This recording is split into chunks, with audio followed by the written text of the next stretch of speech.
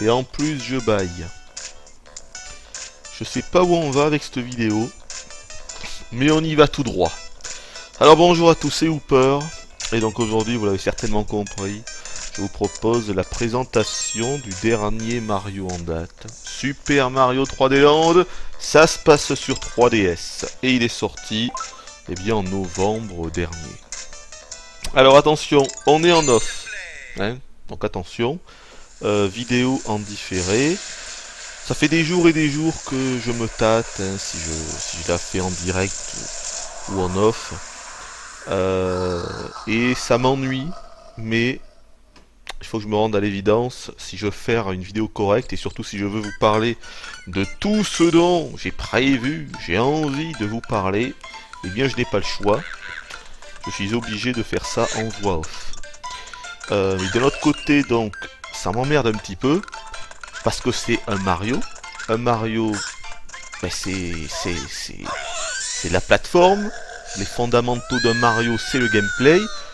Et ben, la meilleure solution pour montrer du gameplay, c'est évidemment quand même d'y jouer en direct. Hein. C'est-à-dire en même temps qu'on parle. On peut montrer les mouvements, comment ça se joue exactement. Bon, donc c'est pour ça que ça me fait un petit peu chier d'être obligé de vous le faire en off. Mais bon, j'ai réfléchi et... Imaginez si je devais vous le faire en direct, en plus du fait de jouer en même temps que je parle, bon, ça n'aurait pas été extraordinairement difficile étant donné la relative facilité de ce nouveau Mario, mais surtout j'aurais été obligé à chaque fois de bien faire gaffe, à bien cadrer l'écran du haut de la 3DS, bien devant la caméra, ne pas bouger. Et donc en fin de compte, je me serais plus concentré sur ça que sur ce que je comptais vous dire. Ce qui est un petit peu stupide quand on y réfléchit. Ouais, et donc et en plus de ça, donc il est super tard, je suis crevé, mais je voulais absolument faire cette vidéo aujourd'hui. Là, c'est le dernier jour, je retarde cette vidéo, je retarde, donc là j'ai plus le choix. C'est 2h du mat, c'est pas grave, je sais que c'est pas du tout une excuse. Hein. C'est hallucinant. Je suis complètement crevé, je sais que c'est pas une excuse. Et vous aurez toutes les raisons de m'en vouloir. C'est pour ça que je sais pas du tout vers quoi on se dirige dans cette vidéo. J'ai une feuille, hein, attention, j'ai une petite feuille de route, hein, avec marqué tous les points dont il faut que je parle. Mais c'est vrai que là, je suis dans un espèce d'état second, hein, je vous préviens. Attention, ça va être du freestyle, je sais où on s'aventure, je sais de quoi j'ai envie de vous parler. Mais ça va être du freestyle dans le sens où je suis pas dans mon état habituel. Je vous le dis.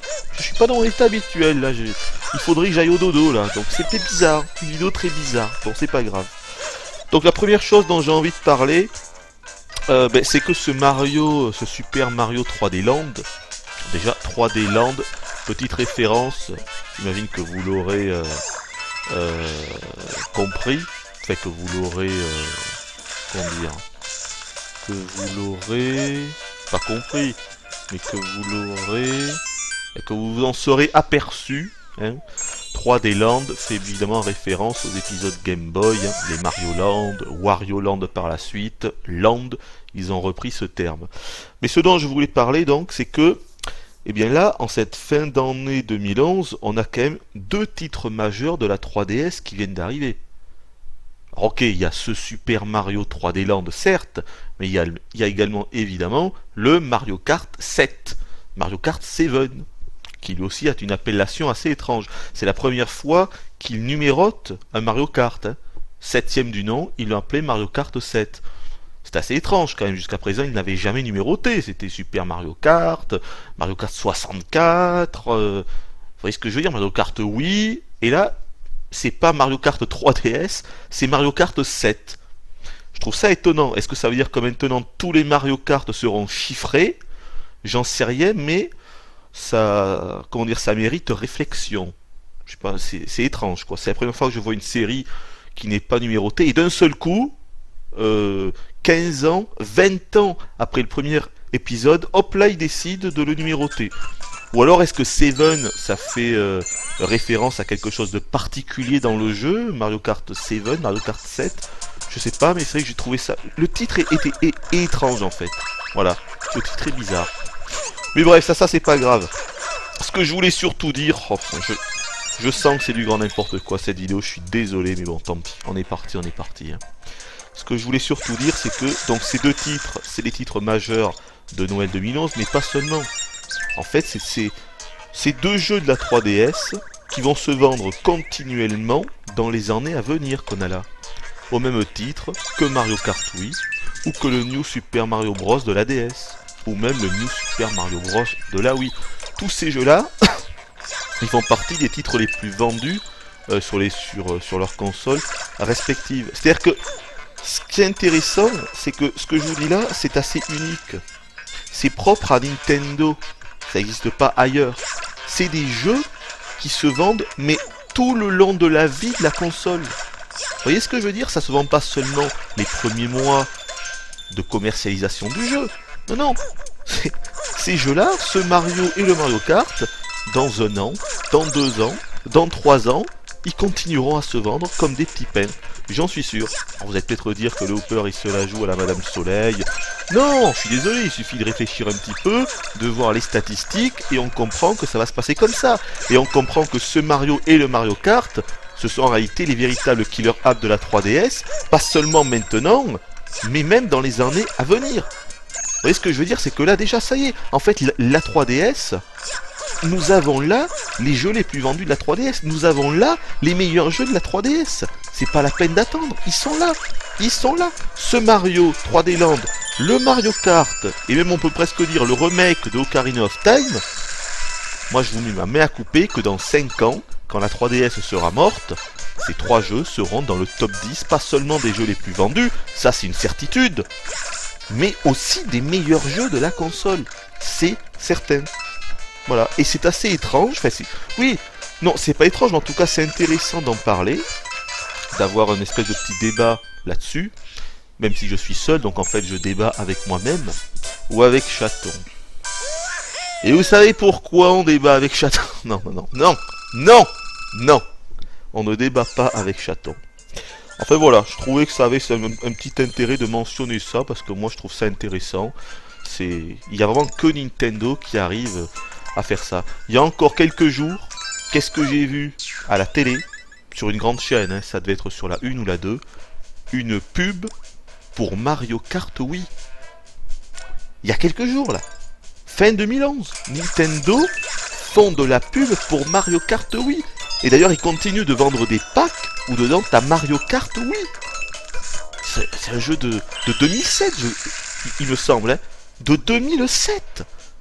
Je veux dire, c'est dingue quoi. Non mais, il n'y a que Nintendo pour faire ça. Est-ce que vous voyez chez d'autres éditeurs, est-ce qu'ils font de la pub pour un jeu qui a 4 ans? Non mais ça n'existe pas ailleurs ça. C'est que chez Nintendo qu'on voit ça, c'est un truc de fou quoi. Les gens aujourd'hui, ils achètent encore la Wii pour Mario Kart Wii. Je trouve ça complètement dingue en fait.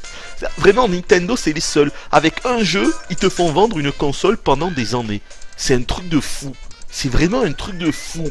Voilà, et donc ça je voulais en parler en préambule, parce que ça me semble intéressant. Voilà, maintenant on va pas non plus rester 20 minutes là-dessus. Donc on passe au point suivant. Le point suivant, oui.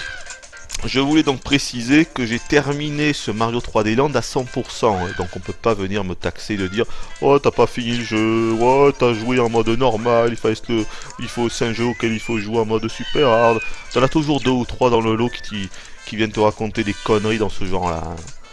Oui, c'est triste, bien sûr c'est triste, mais c'est comme ça, hein, que voulez-vous. Et quand je dis fini à 100%, c'est vraiment fini à 100%, c'est-à-dire que j'ai fini tous les niveaux avec Mario, puis j'ai refini tous les niveaux avec Luigi. Bon, c'est pas un spoil, hein. Non, c'est pas un spoil. Puis j'ai récupéré toutes les médailles dans tous les niveaux. Je vous expliquerai en quoi ça consiste. Même si vous connaissez un petit peu les derniers Mario sortis, vous avez certainement déjà compris à quoi je faisais allusion. Puis j'ai réussi à comment dire, à la fin de chaque niveau il y a un drapeau, vous savez bien, hein, comme dans les premiers Mario, et quand on atteint le haut du mât, l'extrémité en fait du mât, on gagne une vie. Et bien là ce qu'il faut savoir c'est que pour finir le jeu à 100% et pour débloquer le tout dernier niveau, outre ce que je viens de vous mentionner, il faut également, dans chaque niveau, réussir à atteindre l'extrémité du mât de fin de stage, pour tous les stages. Donc j'ai fait ça aussi, et du coup j'ai débloqué le dernier niveau. Je en reparlerai certainement de ce fameux dernier niveau. Donc ça, je voulais le préciser aussi. Et encore une dernière chose que je voulais préciser avant d'entrer dans le vif du sujet. Je voulais un petit peu parler de la 3DS. Donc pas du genre lui-même, mais de la 3DS en général. Parce que maintenant, j'ai quand même joué à pas mal de jeux.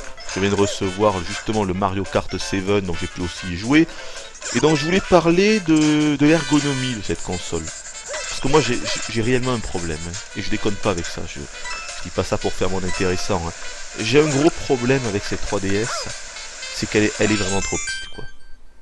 Alors je sais pas si c'est parce que j'ai des mains d'ours, j'en sais rien, hein, ou un gros pouce. Je ne sais pas, mais il y a quelque chose qui va pas. Il y a quelque chose qui va pas. Moi j'ai pas le souvenir à l'époque quand je jouais à la Game Boy d'avoir eu un mal aux articulations des doigts comme ça. C'est un truc de dingue. Pourquoi? D'abord, les boutons sont trop petits, nom de Dieu. Tous les boutons sont trop petits. Même les boutons classiques, A, B, X, Y, putain, ils sont 2 fois plus petits en fait que les boutons d'une manette traditionnelle, quoi. Et vu que moi j'ai un gros pouce, bah je suis désolé, Hooper il a un gros pouce. Qu'est-ce que vous voulez que je vous dise, quoi? Ah, d'ailleurs à l'époque, à un moment, à l'école, on m'appelait Mr. Flunchy. Et juste à cause de mon pouce. Ah, parce que Mr. Flunchy, vous savez, il y avait une mascotte, une espèce d'ours bleu là. Fait d'ours bleu, je sais pas ce que c'était. Je sais pas, une espèce de gros schtroumpf là. Et bref, il faisait le pouce vers le haut. Comme s'il faisait du stop. Et son pouce il était énorme. Bon, et vu que moi j'ai un gros pouce, on m'appelait Mr. Flunchy. Oui, c'est vachement intéressant, je sais que c'est très intéressant ce que je vous raconte. Donc du coup, le Hooper, il a un gros pouce, mais non de Dieu. Avec la 3DS, quoi. C'est limite si je suis obligé d'appuyer sur 2 boutons à la fois. Je peux presque pas appuyer sur un bouton avec mon putain de pouce. Donc ça, c'est un truc de ouf. Alors, pour ce Mario, c'est pas grave, puisque le bouton qui est à l'extrémité gauche, qui est... Attendez, je vais vous dire ça direct, je prends la console. Qui est le bouton Y, et bien comme dans quasiment tous les Mario, il faut laisser appuyer sur ce bouton pour que Mario court. Bon, et un Mario, ça se joue toujours avec le bouton Y enclenché, avec le bouton Y appuyé. Donc c'est... Pour ce jeu-là, ce n'est pas grave. Et pour d'autres jeux, honnêtement, ça m'énerve, quoi. Pour Zelda, par exemple, ça m'a énervé. D'ailleurs, c'est pour cette raison, entre autres, que je n'ai pas fini Zelda Ocarina of Time, le remake. C'est pour l'ergonomie, à cause de l'ergonomie de cette fichue 3DS. Mais le pire, ça reste quand même les boutons de tranche. Putain, c'est les boutons LR. Je sais pas comment les gens font. Je sais pas, quoi. Bon, les Japs, je veux bien. Les Asiatiques, voilà, ils ont une petite taille, ils ont des petites mains. Ouais, je veux bien. Bon, mais chez nous, nom de Dieu, comment font les bûcherons, quoi? Moi, je comprends pas. Attendez, là, je l'ai en main, cette console. Mais je vous assure, je comprends pas. Elle est trop petite. Mais elle est trop petite. Pour atteindre les boutons L et R, tu ne peux pas. Encore le bouton de droite, donc le right, le bouton R, ça va à peu près. On peut se démerder. Mais alors le bouton L, c'est-à-dire le bouton de tranche de gauche, réussir à bien orienter le stick. D'ailleurs, le stick, il faut que j'en parle. Tout en appuyant. Je dis pas qu'on n'y arrive pas, j'y arrive, mais ça fait mal. Ça me fait mal, moi je peux pas faire ça en continu. Et vu que dans Zelda, on est obligé de se servir très souvent des boutons de tranche, ne serait-ce que pour loquer par exemple un ennemi ou ce genre de choses, j'étais obligé d'arrêter. J'étais arrivé jusqu'au ventre de Jabou Jabou, là, en plus je déteste ce niveau, j'ai toujours détesté ce donjon, je crois que c'est le donjon que je déteste le plus dans Ocarina of Time. Et nom de Dieu, le fait que je déteste ce donjon, plus le fait que j'avais un mal au doigt absolu, je me suis dit, allez, tant pis, c'est bon, j'arrête, j'en ai marre. Pourtant, ce remake était vraiment réussi, j'avais envie de me refaire Ocarina of Time, mais j'ai pas pu. J'ai pas pu à cause de l'ergonomie. Si j'avais eu une vraie manette, je l'aurais fait et je l'aurais fini et je vous en aurais proposé une vidéo. Mais là, nom de Dieu, quoi, c'est un calvaire de jouer à cette console. En fait, cette console, le problème, c'est pas les jeux. C'est pas les jeux, c'est l'ergonomie. Elle est trop petite. Putain, C'est une torture rien que d'y jouer. Voilà ce que je pense. Et je vous assure que je dis pas, c'est pas des paroles en l'air. Hein. Non, non, j'ai bien réfléchi. Et ce que je vous dis là, je le pense, mais vraiment. C'est une torture à jouer. On peut y jouer un petit peu, mais quand on dépasse 1 et demie, 2 heures en continu, putain, t'as une espèce de mal aux articulations du pouce et de l'index. C'est un truc de ouf. Si vous avez des grandes mains, vous êtes mort. Vous êtes mort, sérieux. C'est pour ça que moi, je dois être la seule personne au monde à attendre le fameux accessoire là qui va rajouter un second stick, hein, vous savez, à la 3DS, qui devrait d'ailleurs arriver dans peu de temps, je crois. Je crois que d'ailleurs que ça vient d'être dispo au Japon et que ça sort début janvier chez nous. Et peut-être qu'avec ça, voyez-vous, peut-être qu'avec ça, j'aurai plus de facilité à jouer à la 3DS. C'est quand même incroyable d'en arriver là.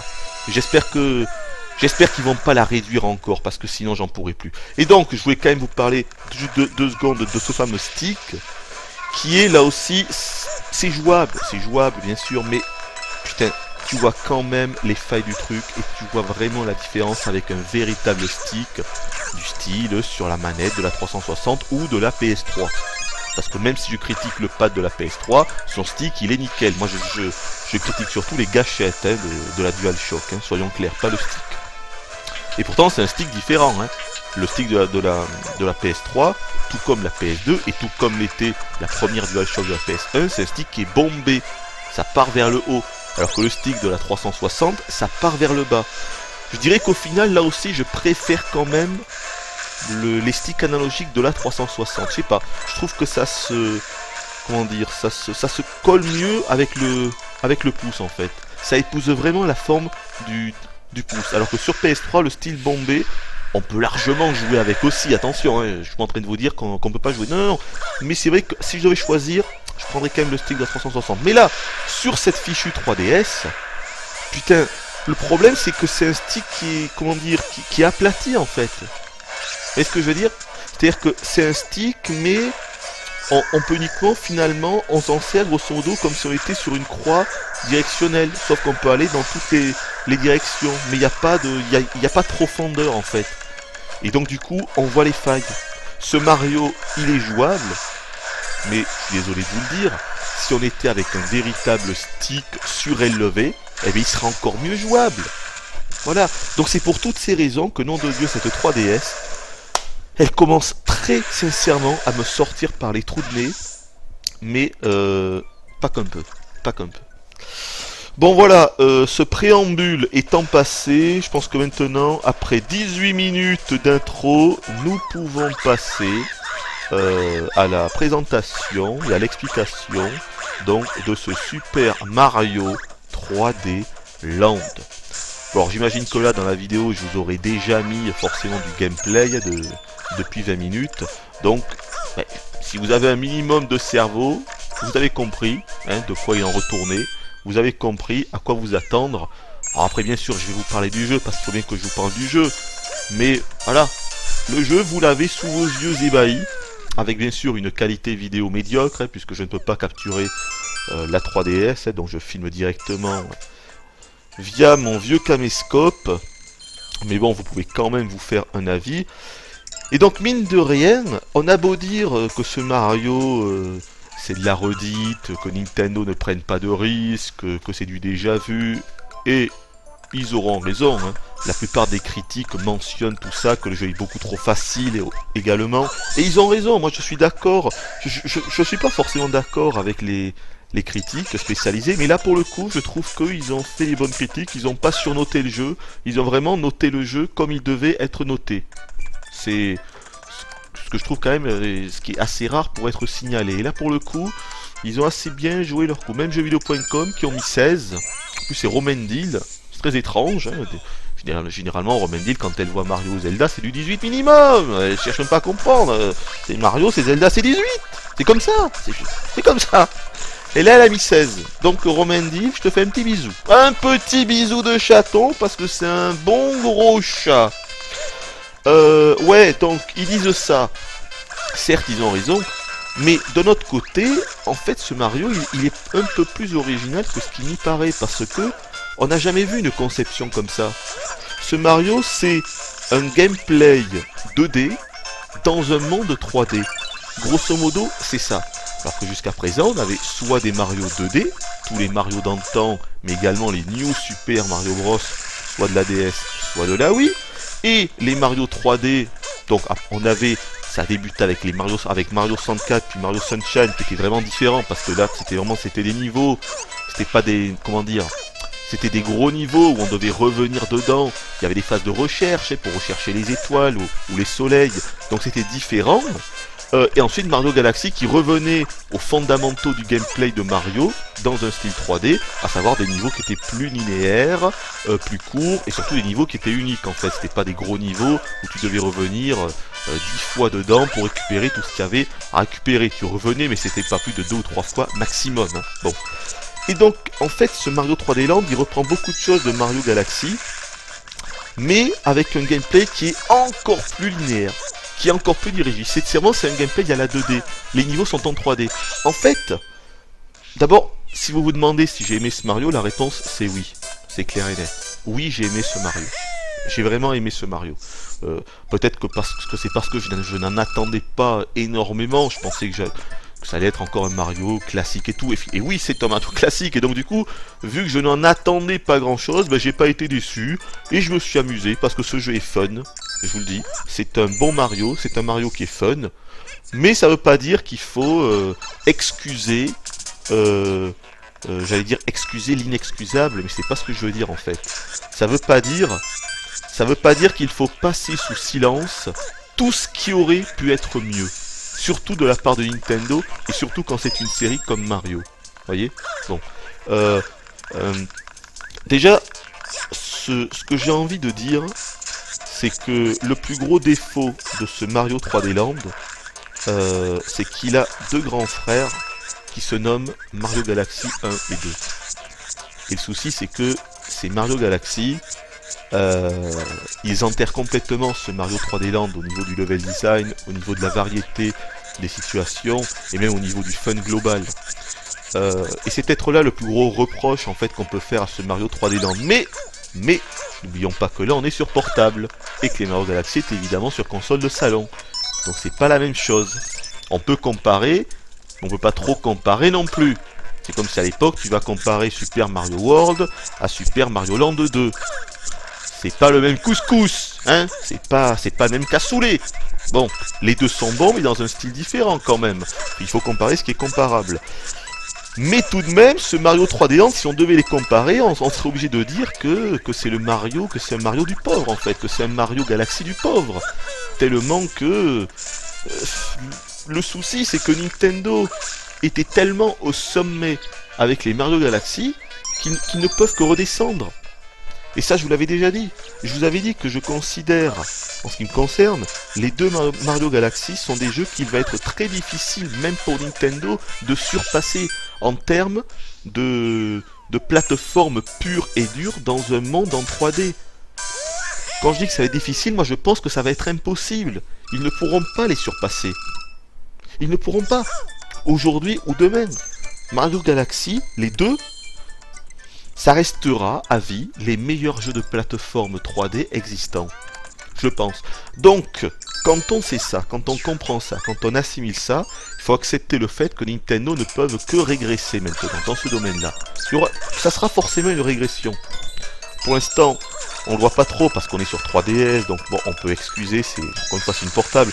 Mais quand on va être sur la Wii U, et que le Mario de la Wii U va arriver, et qu'on va se rendre compte que c'est... Allez, disons qu'ils peuvent faire l'équivalent de Mario Galaxy, mais en tous les cas, ça ne pourra pas le surpasser, c'est une évidence.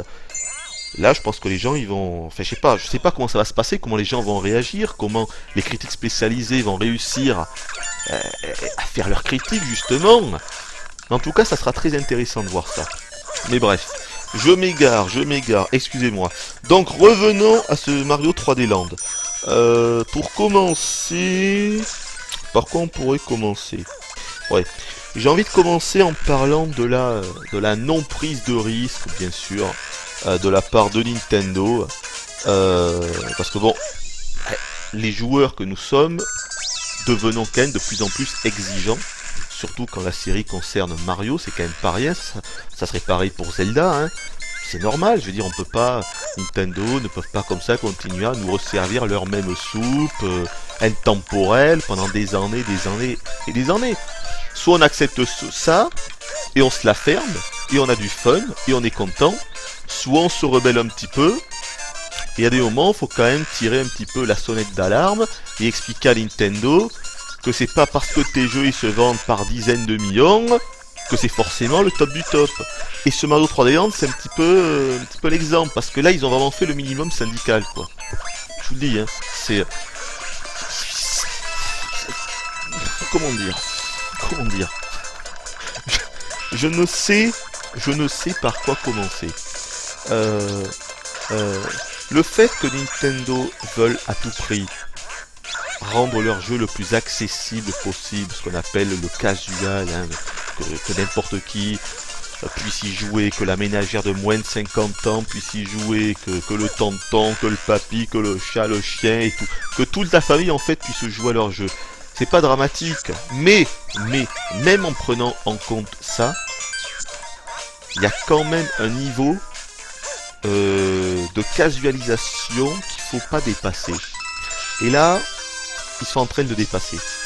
Ah, c'est ce que j'ai ressenti. Pour la première fois dans un Mario. Pourtant, déjà, le New Super Mario Bros de la DS, il était quand même super casual, avec aucune difficulté, et il s'est vendu à 26 millions d'exemplaires. Hein. Alors que moi, enfin, ce qui me concerne, je l'ai fini en une demi-journée, le truc. Hein. J'étais halluciné, quoi. Je me suis dit, non, mais attendez, faut qu'ils arrêtent, c'est ça Nintendo. À ce moment-là, c'était il y a quoi? C'était il y a 5 ans, il y a 6 ans, hein. Quand je l'ai sorti, je m'étais dit, ah ok, donc en fait Nintendo c'est mort, quoi. Voilà ce que je m'étais dit, Nintendo c'est mort. Et je comprendrais que des joueurs pensent la même chose avec ce jeu-là, parce que finalement c'est pareil. Sauf que là on est dans un monde en 3D. Mais le jeu, il est tout aussi simple, finalement. Alors, quelles sont les raisons? Pourquoi le jeu est très simple? Les raisons sont multiples. Par exemple, les vies. Dans ce jeu, on a les vies infinies. Alors là, je pense que dans la vidéo, je vous montrerai le premier niveau du monde spécial, qui est en fait la seconde aventure, hein, du jeu, qui est le New Game Plus. Le premier niveau, il sert à récolter des vies. Et il sert à récolter les 2 feuilles de transformation de raton laveur. Le costume de Tanuki. Bon, en ce qui me concerne, j'ai toujours appelé ça le raton laveur. Hein. Je sais qu'on dit Tanuki, surtout maintenant. Hein. C'est la tendance, c'est la mode. Si tu dis pas Tanuki, t'es pas dans le move, grosse. Faut dire Tanuki. Sauf le Hooper qui dit raton laveur, parce que j'ai toujours dit raton laveur, déjà à l'époque de Mario Bros 3. Moi je disais raton laveur, je suis désolé. Hein. Donc le costume de raton laveur. Donc en fait ce niveau, ce premier niveau que vous êtes en train de voir actuellement, j'imagine que là vous êtes en train de me voir faire des cabrioles en étant en étoile, donc en invincibilité. Regardez le nombre de vies que je vais gagner. Dans ce niveau, on peut se faire je crois 12 vies. Voilà. Avec la fameuse technique que quand on est en étoile et qu'on terrasse les ennemis à la chaîne, au bout de 4 ou 5 ennemis terrassés, ben les ennemis ça devient des ups, ça devient des 1 vie à chaque fois. Et là, étant donné qu'on peut ramasser 2 étoiles, même 3 étoiles, non 2 étoiles à la filée et il y en a une 3e juste après, et bien on peut se faire un paquet de vies monstrueux. Et en plus de ça, on chope 2 feuilles de raton laveur. Parce que oui, on peut avoir 2 objets. Hein. C'est les fameuses transformations. Alors évidemment que je vous en reparle. On peut avoir, en fait, quand on prend une transformation, enfin un item, un power-up, on se transforme directement. Mais après, on peut mettre une autre transformation en réserve. Hein. Bon, c'est pas une nouveauté, c'était déjà présent dans d'anciens Mario. Et on peut l'activer n'importe quand. Donc en fait, on a 2 transformations en réalité. Et donc ce niveau sert à gagner des vies. Mais si je vous en parle, c'est que c'est totalement abusé dans le sens où ça, même ce niveau-là qui sert à ça ne sert finalement à rien. Parce qu'on a déjà les vies quasiment à l'infini dans le jeu, tellement qu'on en récupère. On finit le jeu avec 150 vies, avec 200 vies, c'est n'importe quoi. Je n'ai pas vu l'écran de Game Over quand même. Hein. Je ne sais même pas s'il y a un écran de Game Over. Je sais pas. Est-ce qu'il y a un écran de Game Over dans ce jeu-là? Je n'en ai aucune idée. Il y a tellement, on nous donne tellement de vies, par toutes sortes de moyens, que finalement les vies n'ont aucun sens. Ils devraient les enlever. Ils devraient les enlever. Non mais, quitte à ce qu'on finisse le jeu avec 200 vies, autant ne pas mettre de vie, quoi. Autant mettre les vies infinies, c'est la même chose. Hein. Je sais pas, non mais là franchement c'était flagrant quoi, c'est ce que je me suis dit durant tout le jeu. Mais pourquoi ils nous mettent des vies? Pourquoi on gagne des vies? Ça sert à rien. Pour une vie perdue, tu vas en gagner au moins 5. Voilà, voilà. Donc ça c'est l'exemple de casualisation à l'extrême. C'est pour les mecs qui sont complètement manchots, qui n'ont jamais joué à Mario, et qui vont tomber 5 fois dans le même trou. Honnêtement, pour mourir dans ce jeu-là, faut le faire exprès, je peux vous le dire, hein, sérieux. Surtout quand on commence le jeu. Alors quand on le commence, alors là je vous le dis, j'ai été... comment dire, j'ai eu très peur. Hein. J'ai eu très peur, j'ai été un petit peu sidéré, quoi, parce que la première moitié du jeu,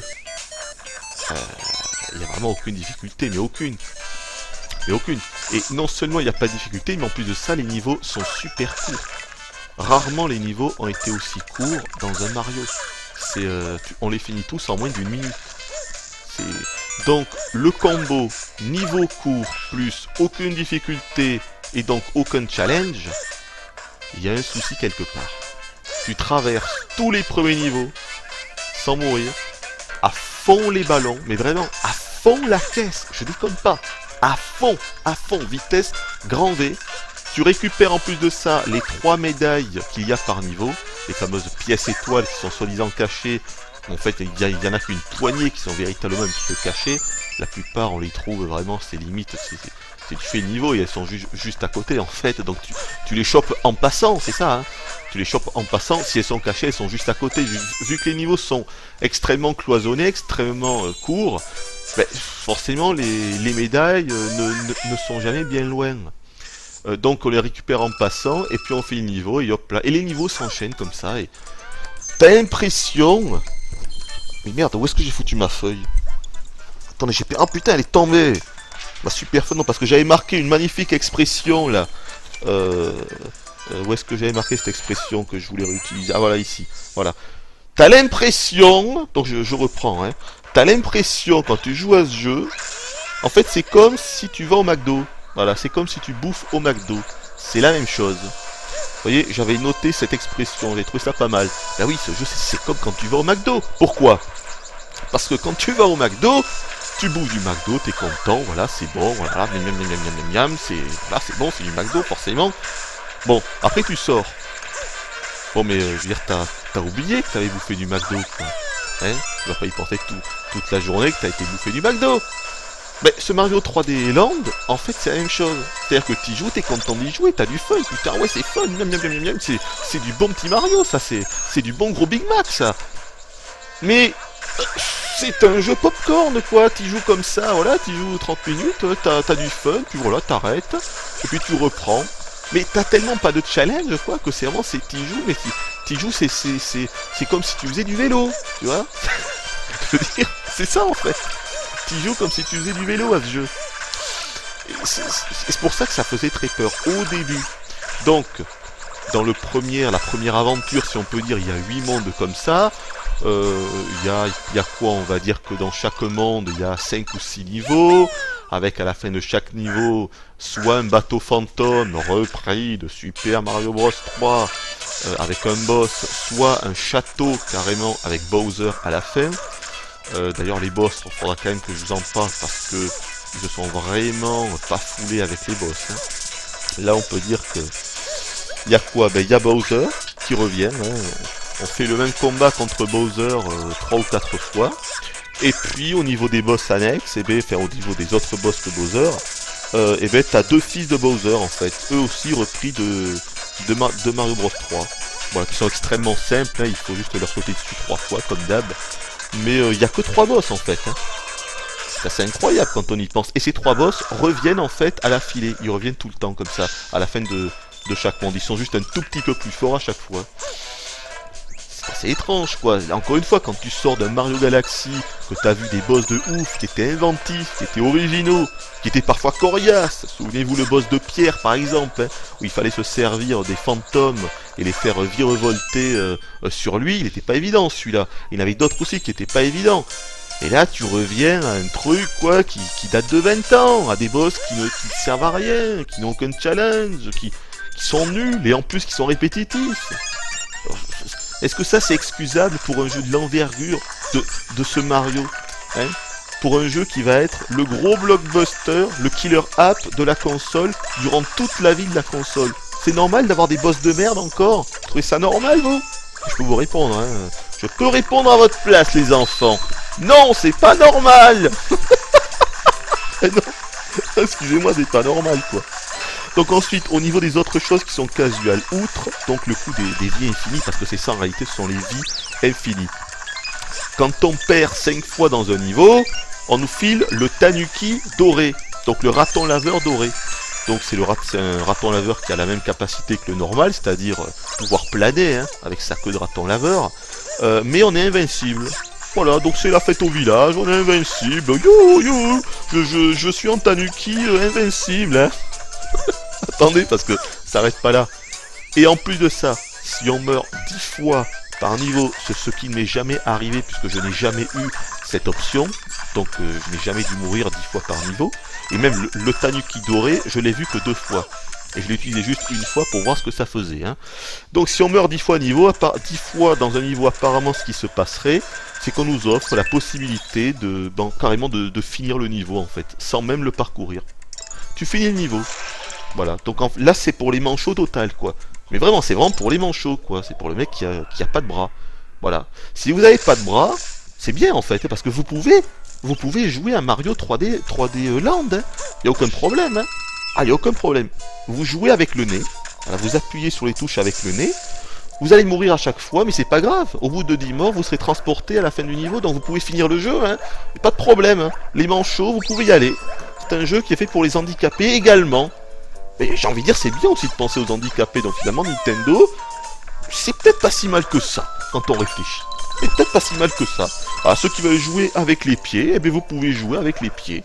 Et finalement, je crois qu'on peut applaudir Nintendo. Voilà, c'est le premier jeu qui est fait pour les handicapés. Finalement, ça part d'un bon sentiment. Voilà, finalement, on peut les applaudir. Qu'est-ce qu'il y a d'autre? Sauvegarde automatique à la fin de chaque niveau. Vous inquiétez pas, vous ne referez jamais ce que vous venez de faire. Hein. Checkpoint, évidemment, dans chaque niveau. Non seulement les niveaux sont super courts, mais en plus de ça, ils te font un checkpoint au milieu. Un petit drapeau.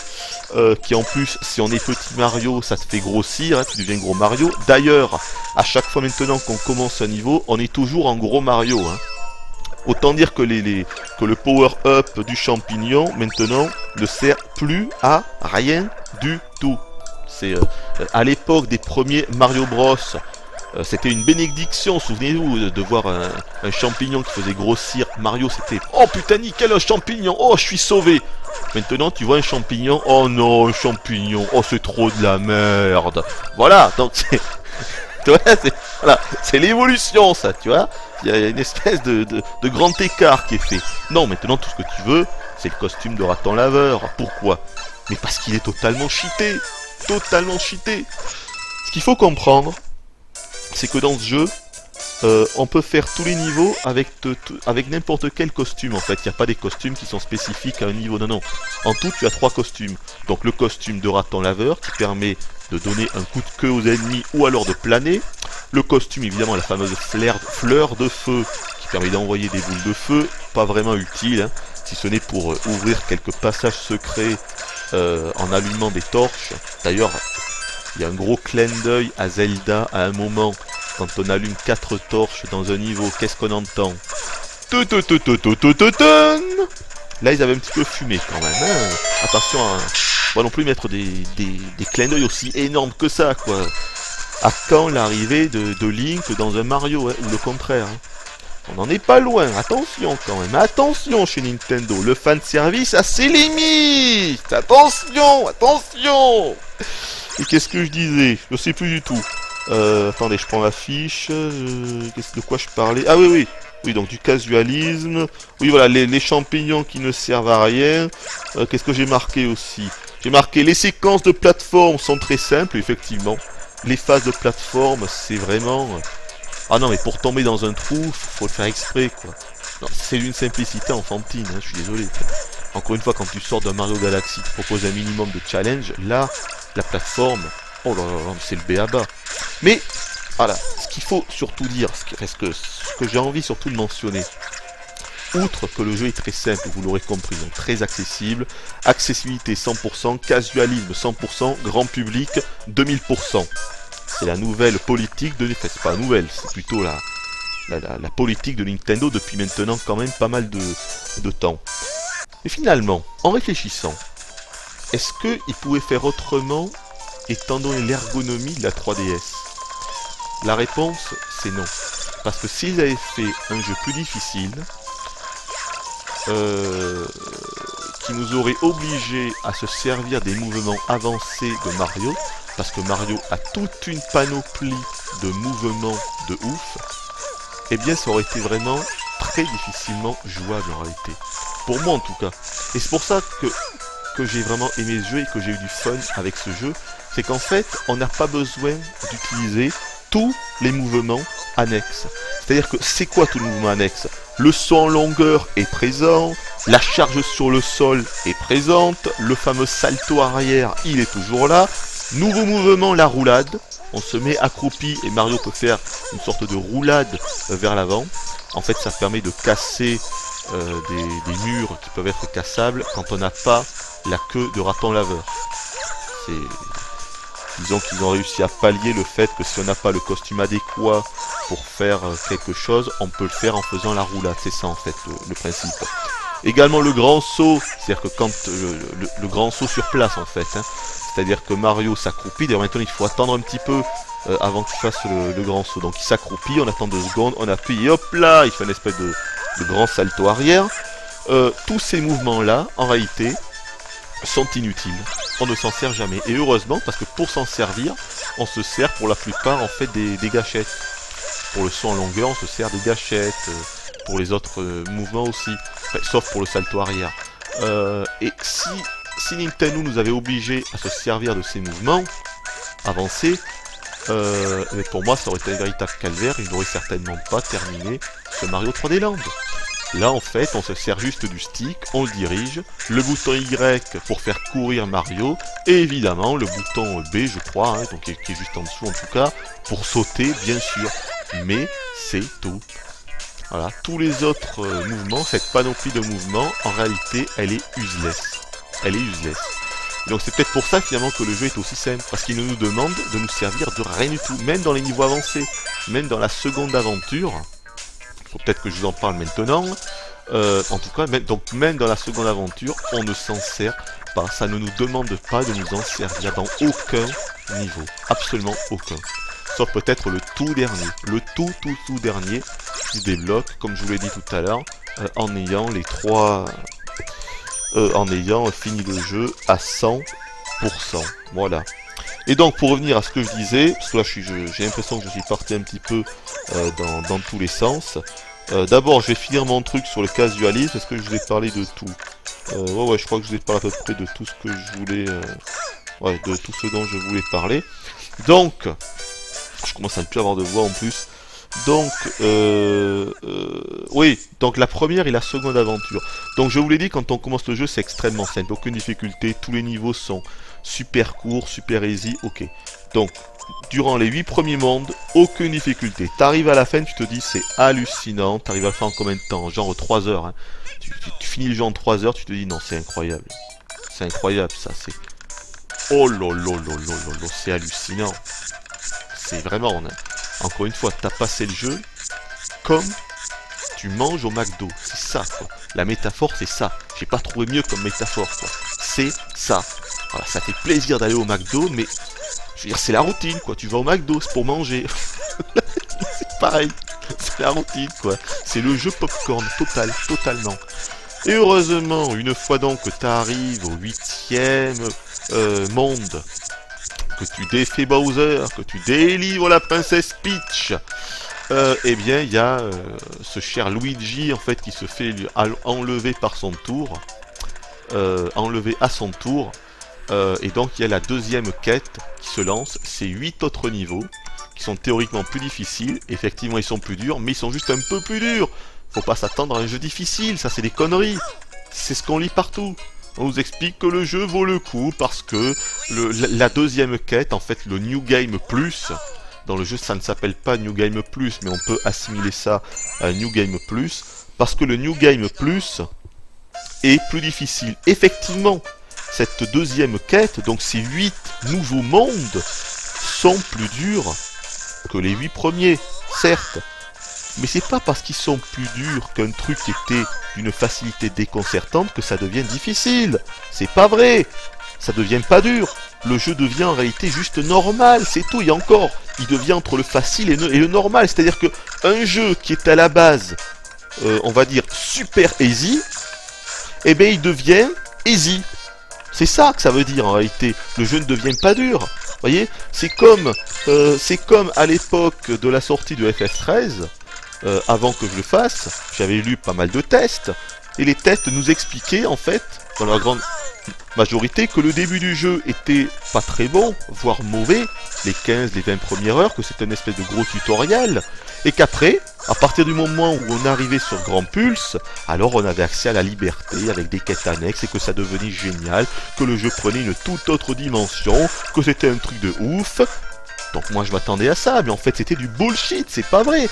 FF13 c'est juste une sous-merde du début à la fin. Et quand on arrive sur Grand Pulse, il n'y a rien qui change, c'est des conneries quoi. On a juste l'impression d'être libre pendant 10 minutes quand on découvre Grand Pulse, mais on retombe vite les pieds sur terre. Mais quand on se rend compte qu'en fait tout ça c'était qu'une illusion et que les quêtes annexes c'est toutes les mêmes et qu'elles sont sans intérêt et qu'en fait non, le jeu est tout aussi moisi quand on arrive sur Grand Pulse et ce jusqu'à la fin du jeu que ce qu'on a fait au début. Donc c'était du bullshit.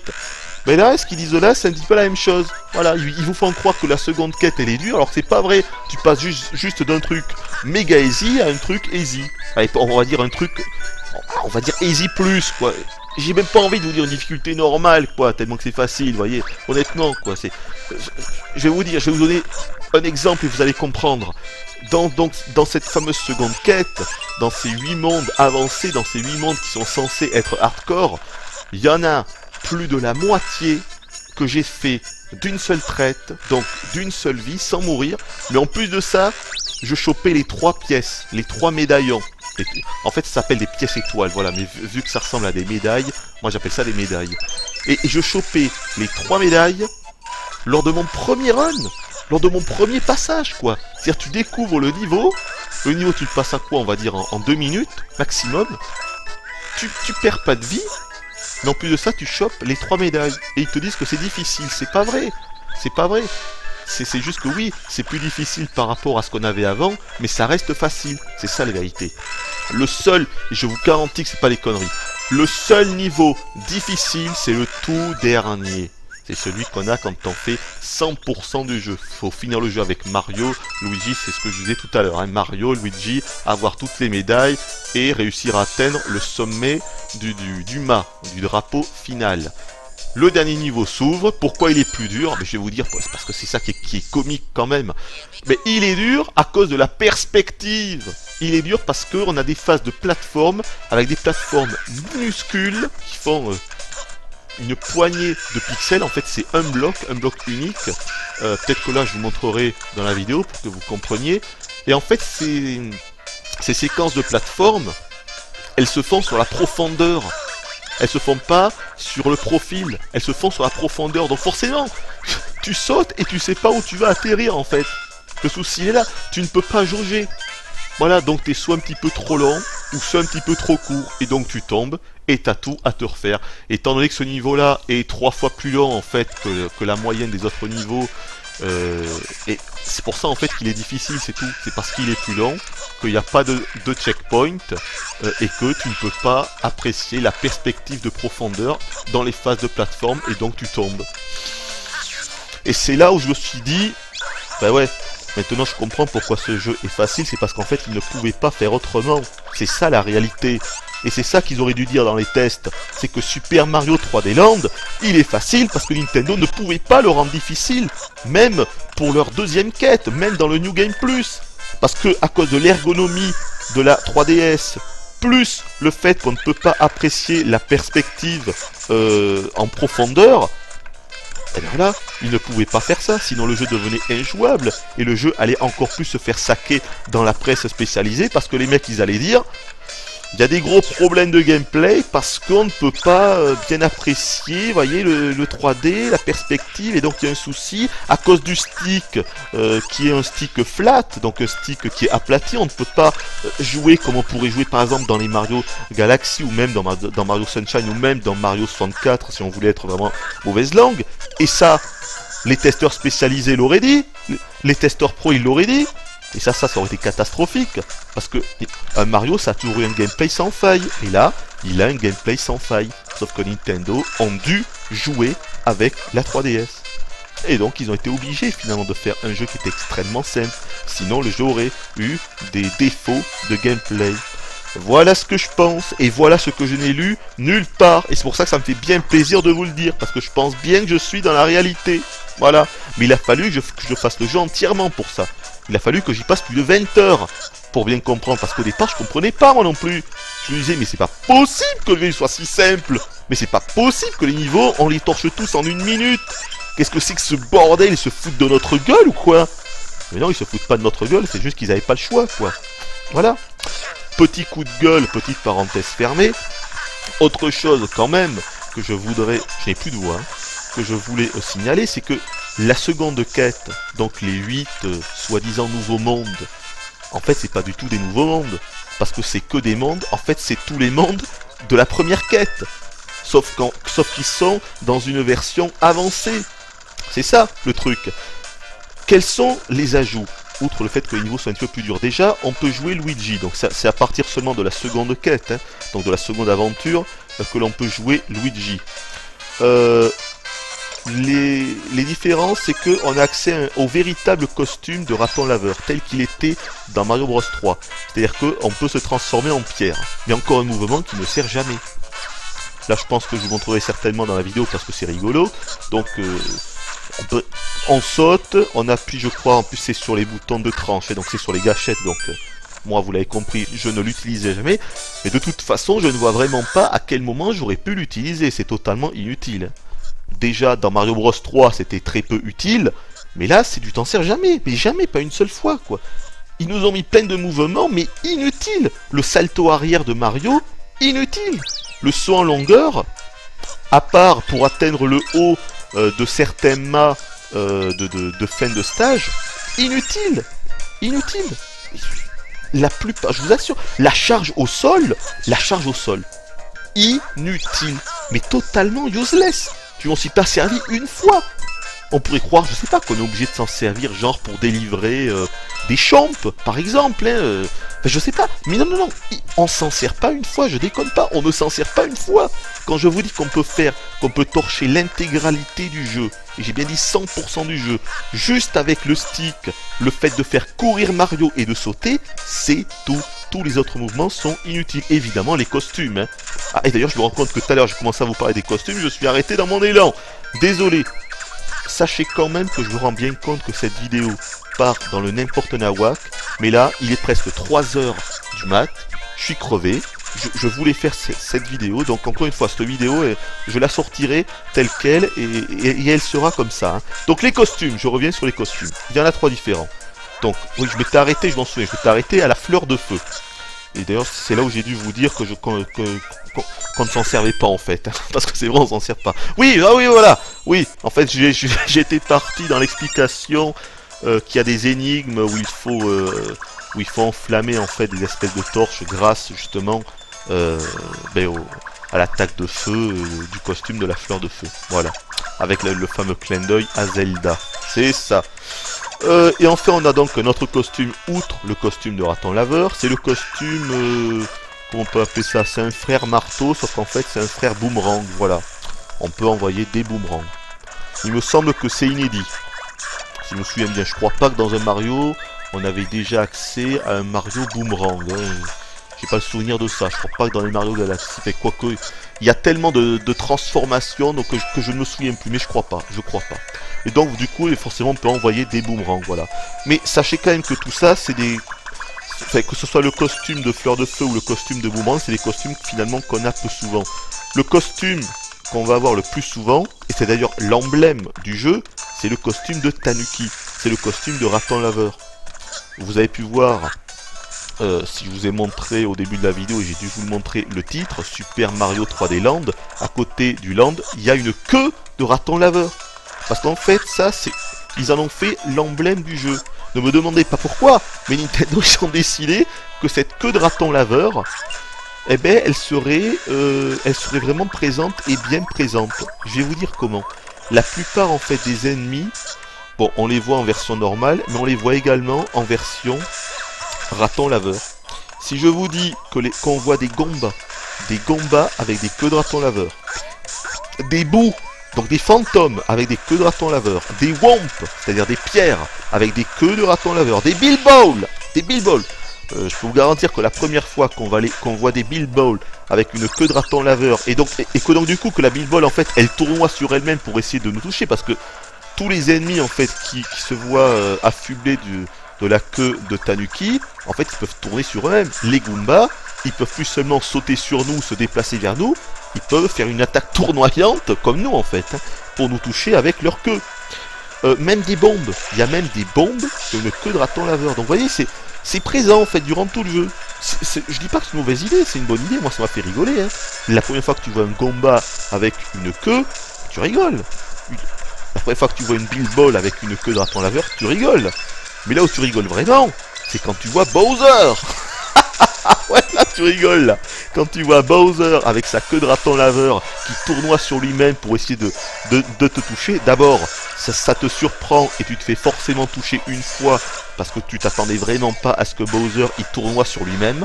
Donc tu te fais toucher une fois et puis tu rigoles quoi, parce que c'est rigolo. Bowser avec une queue de Tanuki. C'est drôle. Enfin bref voilà, donc tout ça pour dire que la queue de raton laveur, non seulement que c'est le costume, il faut savoir qu'on récupère le plus souvent, c'est clair et net, c'est le costume qu'on a 75% du temps, mais ce qu'il faut également comprendre, c'est que c'est le plus utile, c'est le plus intéressant, et j'irai même au-delà de ça, je vais vous dire qu'il est cheaté, il est totalement cheaté.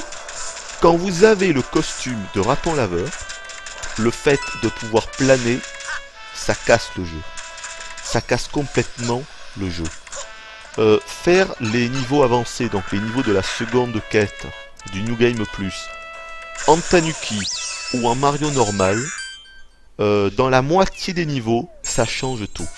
Ça change vraiment tout. Si j'ai un conseil à vous donner, je vous assure, hein, c'est de ne pas jouer en fait avec le Mario, c'est de ne pas prendre le costume de raton laveur, parce que c'est tellement cheaté quand on le prend, le jeu devient tellement casual.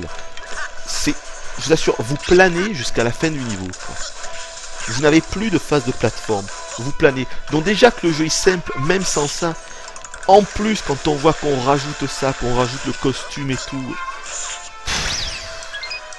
N'en jetez plus, quoi. N'en jetez plus. C'est là où on se dit, mon Dieu, mais qu'est-ce qu'ils ont fait Nintendo? Pourquoi ils ont fait un jeu aussi simple? Aussi simple, c'est une simplicité. Ça dépasse l'entendement. Ça dépasse vraiment l'entendement. Bon, voilà. De quoi je peux vous parler après? Attendez, je regarde ma petite fiche. Donc, ça c'est bon. La durée de vie. La durée de vie, j'ai compté tous les niveaux. En tout, il y a 96 niveaux quand même. Ah ouais. Vu qu'il y a 8 mondes, dans chacun des mondes, il y a 5 ou 6 niveaux.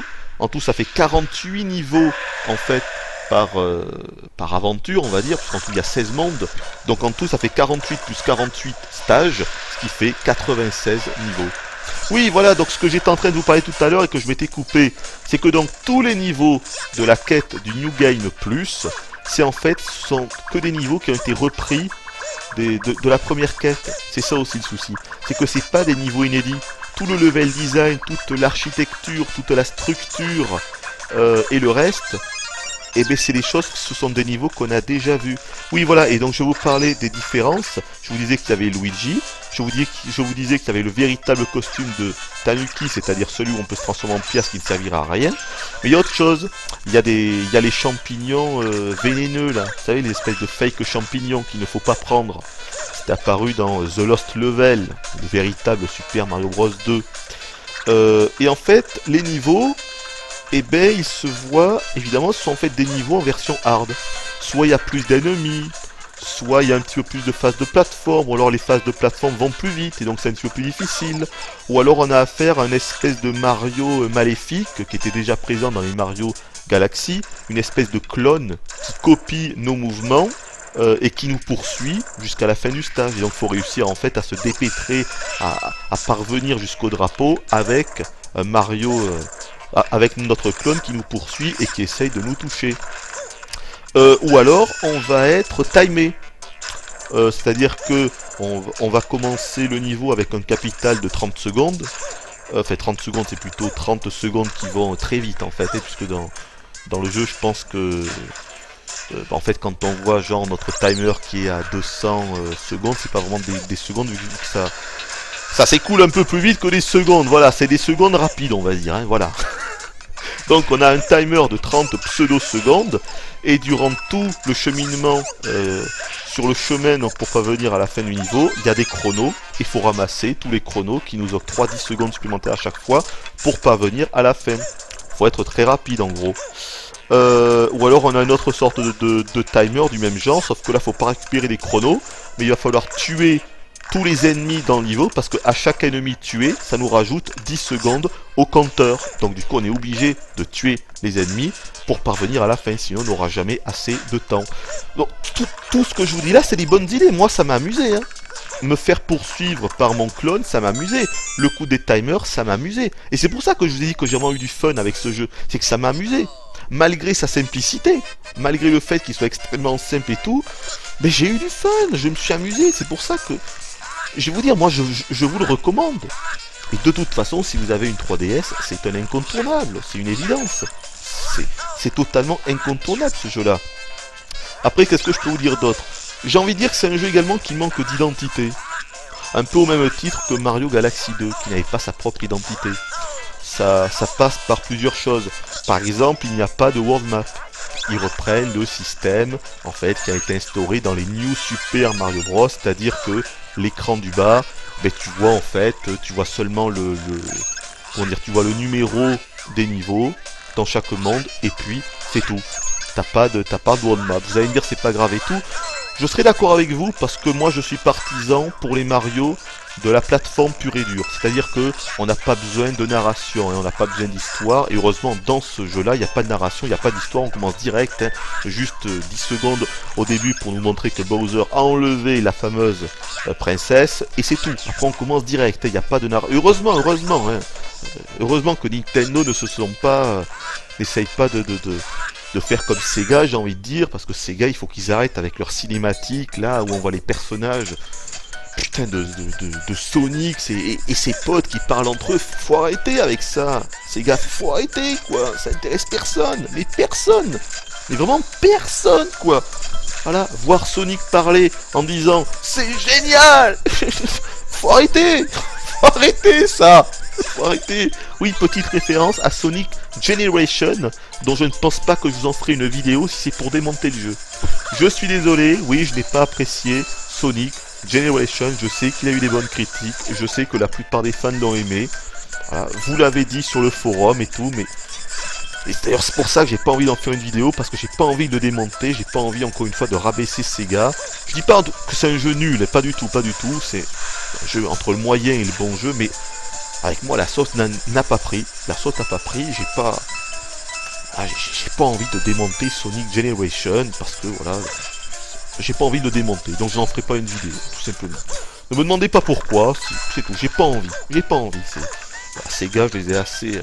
En fait, je pense que j'ai pas envie parce que ça me fait mal au cœur, voilà. Ça me fait mal au cœur, donc j'ai pas envie de faire quelque chose qui va me faire mal au cœur après. Voilà, c'est ça le truc. Donc je préfère ne pas en faire des vidéos. Malgré tout, je vous conseille ce Sonic Generation, je vous le conseille, voilà. Achetez-le quand même et jouez-y. Même si moi j'ai pas aimé, mais on s'en fout de ce que j'ai aimé ou de ce que j'ai pas aimé. Qu'est-ce que je disais? Ah oui, voilà, donc il y avait un manque d'identité dans ce jeu-là. Oui, donc le fait qu'il n'y ait pas de world map, oui, donc je vous disais, c'est pas grave, parce que effectivement, moi je suis pour le gameplay pur et dur, pour qu'on joue directement et qu'on nous mette pas, finalement que le world map ça sert pas à grand chose, si ce n'est à procurer une petite identité. Parce que vous prenez un Mario World, je pense que tous ceux qui ont joué à Mario World se souviennent de sa world map, même si elle n'est pas exceptionnelle, on s'en souvient, quoi, elle était chaleureuse. Là, putain, une world map, ah ouais, c'est sympa. Vous voyez, encore pire, je dirais que la world map de Mario Land 2, Super Mario Land 2 sur Game Boy, elle était géniale, quoi. Elle était géniale, parce qu'elle avait une putain, elle avait sa propre patte, quoi. Et puis les niveaux, ils étaient complètement fous, quoi. Sur la world map, tu voyais quoi, une espèce d'hippopotame géant, une baleine géante, enfin, une espèce de statue de Mario mécanique. Ah, je sais pas, c'était une world map qui en jetait. Vous voyez? On s'en souvient à vie, en fait. Alors que là, mais tu joues à ce jeu-là, tu t'en souviens pas, parce que ça n'a pas d'identité. Il n'y a pas de world map, le level design est quand même super classique, hein, c'est du déjà vu. Quelques niveaux désertiques, quelques niveaux enneigés, voilà, c'est tout ce qu'on a vu depuis toujours. Et au niveau des idées, quasiment tout est repompé des Mario Galaxy, hein, les blocs qui disparaissent et puis qui apparaissent au rythme de la musique, très bonne idée, mais je crois bien que c'était déjà présent dans Mario Galaxy si je ne me trompe pas. Les espèces de plateformes qui, quand on saute, eh bien, elles se mettent d'un côté ou de l'autre. Je crois que ça d'ailleurs on l'avait vu dans une de mes vidéos défis de Mario Galaxy 2. La Wiimote s'en souvient encore, donc en fait la plupart des éléments sont des redites, sont des reprises des anciens Mario. Et donc du coup ce jeu ne peut pas avoir d'identité. C'est un melting pot de tout ce qu'on a vu depuis 5 ans dans les Mario, quoi. À part le costume de Tanuki qui est nouveau, le costume Boomerang on s'en sert jamais, en fin de compte, tout est repris. Tout est repris. Si ce n'est que, comme je vous disais au début de la vidéo, et c'est vrai que ça il faut le prendre en compte, c'est que le gameplay, moi j'ai bien aimé, parce que c'est quelque chose, c'est oui, une espèce de pseudo-gameplay 2D dans un monde 3D. Il faut savoir qu'évidemment, on ne peut pas bouger la caméra. De toute façon, on n'a qu'un seul stick, hein, donc c'est logique. Hein. Donc la caméra est fixe. Mais ça, c'est pas un souci, la caméra est toujours très bien choisie. J'ai jamais eu, ou très rarement, de problème de caméra. Et c'est pas mal parce qu'ils ont réussi à faire quelques niveaux assez originaux. Où par exemple, on va avoir une caméra exclusivement en vue de dessus. Donc on va contrôler Mario un petit peu bizarrement. Ou alors on va avoir d'autres niveaux, on va avoir une caméra en vue de derrière Mario, assez original aussi. D'ailleurs ces niveaux-là, ils m'ont fait penser un petit peu à ce que je vous avais expliqué quand je vous avais parlé, quand je vous avais fait un direct live de la seconde démo de Sonic Generation, encore lui, décidément, où je vous avais expliqué que... Putain, j'ai mal à la gorge, c'est un truc de fou. Peut-être que je devrais faire une petite pause là. Où je vous avais expliqué qu'en fait ce jeu-là c'était un petit peu mon rêve, que c'était un rêve de gosse. Et finalement ça n'a pas été un rêve de gosse au final, mais c'est une autre histoire. Et en fait, mon rêve de gosse, eh ben, c'est plutôt ce Mario 3D Land. Eh ouais, tout à fait. Parce que les niveaux sont tellement petits, les niveaux sont tellement courts, les niveaux sont tellement étroits, qu'on a presque l'impression, moi je me suis imaginé plusieurs fois, qu'en fait on était dans les premiers Mario, dans les Mario Bros, dans Mario World et tout ça, mais avec une vue de 3D, donc avec une caméra qui se met derrière. À plusieurs reprises j'ai eu ce sentiment et ça m'a fait vachement plaisir. Je me suis dit putain, ah ça c'est mon kiff, ah ça c'est mon rêve. Voilà. Malgré que le jeu était d'une simplicité hallucinante, c'était, j'adorais quoi, voilà, avec la caméra qui se met derrière, il y a un niveau qui fait genre 10 mètres de large. Ah voilà, j'avais l'impression de jouer à Mario Bros 1 avec la caméra qui était derrière et non de yeux. Là j'adorais. Ah là j'adorais. Ah ça c'était, putain, là j'étais content quoi. J'étais content et c'est pour ça que le jeu m'a plu, vous voyez. Entre autres, c'est également pour ça que le jeu m'a plu. Bon écoutez, je vais faire une petite pause parce que là j'ai une espèce de mal à la gorge de gros faux. Donc je vais prendre un truc à boire et je reviens. Ok, on se retrouve, mais on se retrouve le lendemain. Hein. J'en pouvais plus, j'ai été dormir, je me suis dit, bon ben je terminerai demain parce que je n'en pouvais plus du tout. Donc du coup j'ai pu écouter un petit peu ce que j'avais dit. Bon, comme je le redoutais, ça part dans tous les sens. Je commence à vous parler d'un truc et je termine mon explication 10 minutes plus tard. Je fais ça plusieurs fois. Il faudrait vraiment que je m'entraîne à ne plus faire ça. Faut que je réussisse à... Ou quand je parle de quelque chose, eh bien, je commence à vous en parler et je termine dans la foulée. Et pas que je passe sur un autre sujet et du coup je termine mon premier sujet 5 minutes, 10 minutes plus tard parce que ça c'est vraiment horrible pour vous qui écoutez. Et là, je me suis rendu compte que c'est quelque chose que j'ai fait plusieurs fois. Mais globalement, je suis assez content de ce que j'ai dit parce que j'ai pu vous faire, comment dire, vous faire comprendre mon ressenti. Hein. Même si ça part dans tous les sens, grosso modo, j'ai vraiment dit ce que j'avais à dire et ce que j'avais sur le cœur au sujet de ce Mario. Et donc finalement, je suis assez content. Voilà. Maintenant, pour ne pas me répéter, on va passer à des points dont je n'ai pas du tout parlé. D'abord, la réalisation. J'ai pas du tout parlé des graphismes. Ben c'est réussi, hein. Vous voyez, vous avez des yeux. Voilà, vous allez voir sur le web des images. Oui, le jeu est beau, il n'est pas extraordinaire non plus. On se dit jamais waouh, c'est magnifique. Mais on se dit pas non plus waouh, c'est moche. C'est beau, pour une portable, c'est beau, il est entièrement en 3D. C'est mignon, c'est chaleureux, c'est tout rond. Voilà, moi c'est maîtrisé, c'est du Mario, c'est du Nintendo, ça fonctionne, tout simplement, ça fonctionne. Ensuite, ce qu'il faut savoir, je ne vous ai pas non plus parlé du mode 3D. Évidemment, on est sur 3DS, hein. Ça tombe sous le sens. La 3D sert dans ce jeu, et la 3D, une fois de plus, est maîtrisée.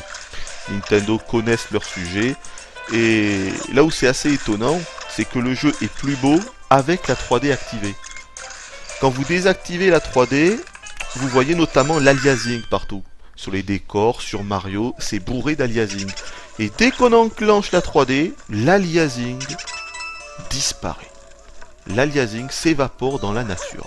Donc clairement, le jeu est plus beau, pas seulement grâce bien sûr à l'effet de relief, à l'effet de profondeur, hein, propre à la 3DS, à l'écran du haut de la 3DS, mais également parce qu'il n'y a pas d'aliasing et grosso modo, ben, le jeu est plus beau. Voilà, c'est assez étonnant, mais c'est comme ça. Donc oui, je vous recommande clairement de jouer avec la 3D activée, d'autant plus que là, j'ai moins ressenti l'effet de fatigue, l'effet un petit peu de mal de crâne, presque, à force. Que j'avais pu ressentir dans Pilot Wings. Hein. C'était flagrant dans Pilot Wings. Et là, étonnamment, ça fonctionne mieux. Peut-être que Nintendo maintenant arrive à mieux se servir de l'effet 3D, je ne sais pas.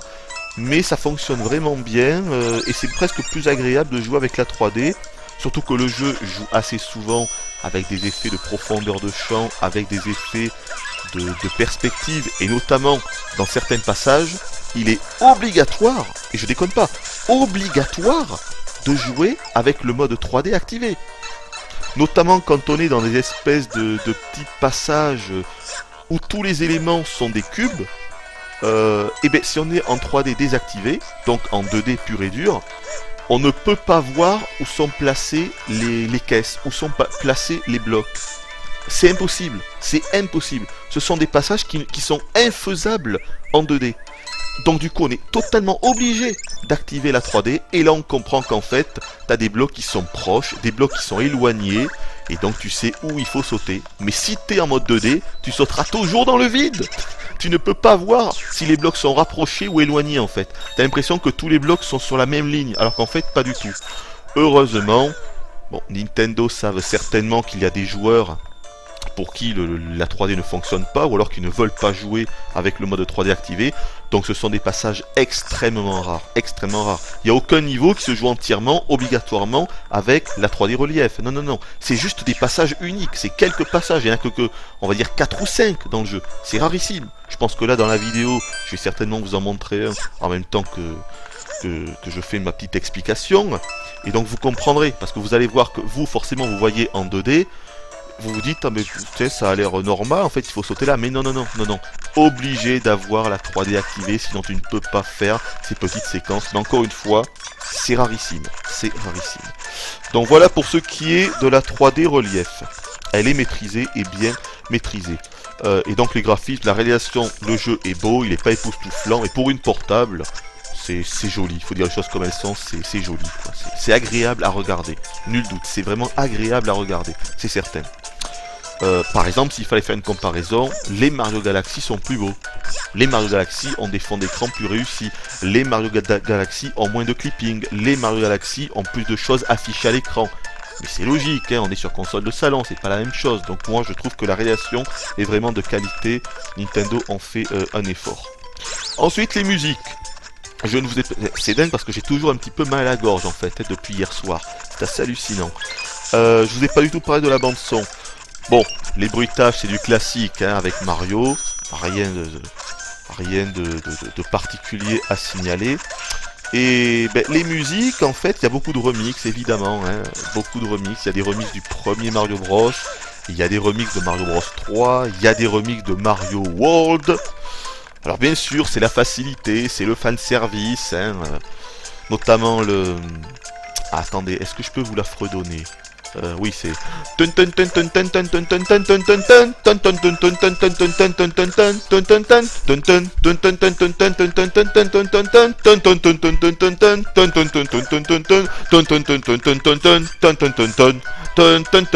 Alors celle-là, je peux vous dire qu'ils nous l'ont mise, mais alors plus d'une fois. Hein.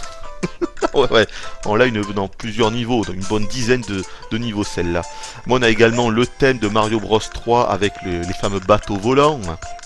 C'est un remix. Et donc voilà, je dirais qu'il y a peut-être 50% de remix et 50% de thèmes inédits. Ça fonctionne bien, même les thèmes inédits sont réussis. Il y en a même quelques-uns que j'ai toujours dans ma tête. Et là je vous parle de thèmes inédits, donc c'est assez étonnant. Hein. Généralement moi, je suis pas trop... Enfin, comment dire, quand des thèmes originaux arrivent, bon, généralement c'est un petit peu de la soupe pour moi. Et là, étonnamment, je m'en souviens encore, donc c'est réussi. Les thèmes inédits, ils pourront presque les réutiliser dans des Mario qui sortiront par la suite, parce que c'est vraiment pas mal. Notamment à un moment, dans les stages où on a des plateformes qui disparaissent et qui apparaissent au rythme vraiment de la musique. Je me souviens plus si c'était déjà présent dans les Mario Galaxy. J'ai un petit souvenir de ça, mais je suis pas certain. Et la musique, en fait, elle sert à se rappeler quand les plateformes vont apparaître et quand, évidemment, elles vont disparaître. Parce que c'est un rythme avec la musique, donc c'est vraiment réussi. Donc voilà, la musique, c'est réussi. Il y a des remixes, il y a des thèmes inédits, ça fonctionne, c'est du Mario pur jus, tip top. Ensuite, écoutez, je crois qu'on a fait le tour. Hein. Au-delà de ça, je crois qu'on a fait le tour. Il n'y a pas le Yoshi. Yoshi n'est pas présent. Bon, pour moi, c'est pas un défaut, c'est pas grave. De toute façon, j'ai toujours trouvé que le Yoshi dans les Mario, c'est toujours un gameplay un petit peu bâtard. Hein. Je pense que Nintendo, ils se forcent un petit peu à chaque fois à mettre le Yoshi parce qu'ils savent que c'est important pour une certaine catégorie de joueurs. C'est quand même Yoshi, c'est pas n'importe quoi. Mais à mon avis, Nintendo, aujourd'hui, ça doit les emmerder plus qu'autre chose. Vous voyez qu'ils aient inventé Yoshi, en fait. Et ils se disent à chaque fois, bon, qu'est-ce qu'on fait? On le met ou on le met pas? Et à chaque fois, il doit y avoir du pour, il doit y avoir du contre. Et là, pour ce Mario 3D Land, ils ont décidé de ne pas du tout l'inclure. C'est pas plus mal, parce qu'encore une fois, le gameplay, des fois, c'est pas tip top quand même. Et des fois, ils réussissent à bien l'implémenter. Mais bon, disons que quand le Yoshi n'est pas la star incontestée du jeu, comme il peut l'être dans Yoshi's Island notamment, et bien le gameplay c'est pas forcément ça, bah, ça dépend. Moi que je dis ça, mais dans Mario Galaxy 2, ça fonctionnait plutôt correctement. Autre chose, il n'y a pas de triple saut, tiens, je trouvais ça dommage. Il n'y a pas de triple saut. Mario ne peut pas, il saute une fois, il ressaute une fois, il ressaute une troisième fois en faisant une espèce de petite cabriole aérienne, de petits saltos aériens. Ça y est pas, je trouve ça dommage parce que je peux vous dire que ça aurait été utile en plus dans ce jeu-là. C'est con qu'il nous ait mis en fait des mouvements dont on ne se sert jamais, alors que celui-là, le triple saut, on aurait pu s'en servir, il aurait été utile, il aurait été intéressant, et puis c'est fun en plus de réussir à faire le triple saut. Ben non, ils l'ont pas mis, donc bon, c'est comme ça. Ensuite, l'écran tactile, vous vous en doutez, ne sert strictement à rien du tout. De toute façon, quand on joue, on ne regarde que l'écran du haut. Hein. L'écran du bas ne sert en fait qu'à activer notre item secondaire, c'est-à-dire notre costume, que ce soit le costume de raton laveur, le costume du frère Boomerang ou le costume de flair de la fleur de feu. C'est tout, ça ne sert que à ça. Donc non seulement l'écran du bas ne sert à rien, mais même l'écran tactile, l'effet tactile ne sert lui aussi à rien du tout. On ne regarde que l'écran du haut. Et voilà, je crois que j'ai tout dit. Il y a beaucoup de clins d'œil dans ce jeu, il y a beaucoup de références, je vous en ai déjà mentionné pas mal. Les Ghost House aussi sont de la partie, hein. Elles font leur comeback, ça fait plaisir. Les maisons hantées avec les bouts, avec les petites énigmes, tu passes dans une porte, tu sais pas trop où tu vas réapparaître. Bon, c'est rigolo, petit clin d'œil, référence. Voilà, et puis tout le reste, les bateaux, encore une fois, les bateaux volants de Mario Bros 3, qui d'ailleurs sont extrêmement courts, hein. Là, bien sûr, je vais peut-être me répéter, mais putain, les bateaux volants, mais c'est incroyable, parce que, je veux dire, c'est comme si tu avais 4 ou 5 petites phases de plateforme, et puis c'est fini, quoi. Tu rentres dans le tuyau, t'affrontes le boss, et c'est fini, mais putain, mais qu'est-ce qu'ils sont courts! Mais qu'est-ce qu'ils sont courts! T'as l'impression de... Je sais pas, tu sautes, une petite phase de plateforme, des boulets qui arrivent, tu les sautes, une autre petite phase de plateforme, et c'est fini, quoi. T'as passé le niveau en 1 minute, t'as pas compris. T'as pas le temps de dire ouf que tu passes les niveaux. Ça c'est vraiment un reproche que je fais, quoi. C'est vrai que putain, la longueur des niveaux, c'est bizarre. La longueur des niveaux, je dirais pas la taille des niveaux, parce que oui, vous l'avez compris, les niveaux sont très linéaires, mais c'est normal, parce qu'on est dans un gameplay plutôt 2D. Même quand on joue en 3D, moi j'ai l'impression que c'est un gameplay 2D finalement. Mais que c'est court, que les niveaux sont courts, mon dieu. Ah ça c'est vraiment... Ah non mais il y en a, tu commences le niveau, tu te dis ah putain c'est génial là, ouais il y a une bonne idée. Mais c'est quoi là-bas? Oh putain c'est le drapeau ouais. Plusieurs fois je me suis dit ça en fait, je me suis dit ah c'est génial, ça c'est un bon niveau, ah ouais il y a une bonne idée, ah là je vais bien m'amuser. Oh putain c'est le drapeau, il est là. Voilà donc attends, il y a un moment t'es obligé quand même de te dire mais putain c'est quoi ce bordel quoi, c'est pas possible. Voilà. Écoutez, je crois qu'on en a fait le tour. Donc voilà, vous l'avez compris, j'ai pas envie de me répéter. Moi, je me suis amusé, j'ai pris plaisir, j'ai eu du fun, malgré la facilité déconcertante, malgré la longueur ridicule des niveaux, malgré les boss qui sont totalement inintéressants, malgré le gameplay qui, je pense, a été bridé à cause de la 3DS. Je le pense sincèrement. Hein.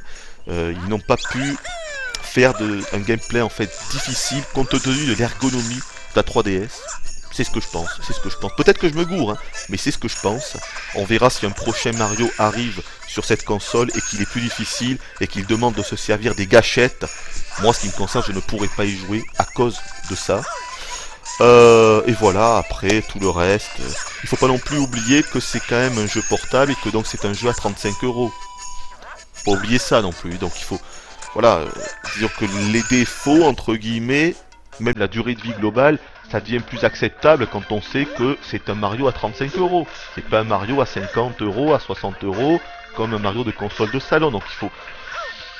Je dis pas que ça excuse tout, mais c'est à prendre en compte, le prix. C'est pas le prix d'un jeu sur console de salon, c'est à prendre en compte ça aussi. Hein. C'est... Voilà. Mais voilà, je pense donc qu'on en a fait le tour. Donc voilà. Je vous le conseille, bien sûr, je vous le conseille, prenez-le.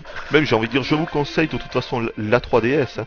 Autant lors de sa sortie, j'étais pas vraiment...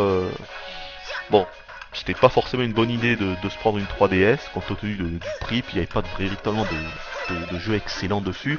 Alors que maintenant, le prix a baissé, et il a bien baissé d'ailleurs, vous le savez. Hein. Et puis, il y a des bons jeux qui arrivent. Déjà là, vous avez 3 très bons jeux.